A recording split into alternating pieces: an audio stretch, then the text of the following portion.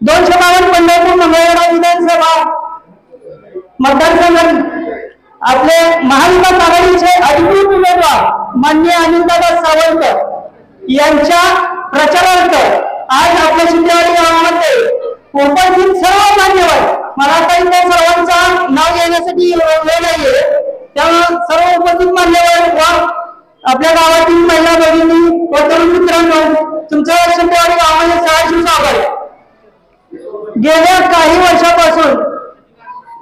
वर्षात आपल्या महाराष्ट्रात भाजप सरकारनं आपलं महाराष्ट्र नाचवण्याचं काम केलेलं आहे.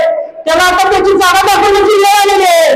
तरी मी पंजाबला तुम्हाला विनंती करते, हे आलेली संधीचं सेवा करायचं आहे आणि आपल्या अनिलदादा सावंत यांना प्रचंड बहुमताने विजय करायचा आहे.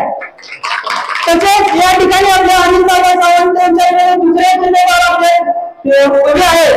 त्यांचं स्वतःच काहीच तरतुदी नाही.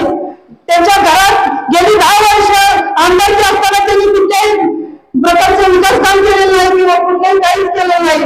त्यांचं स्वतःच विजन काहीच नसताना ते आपल्या अनिलदादांच्या विरोधात उभे आहेत.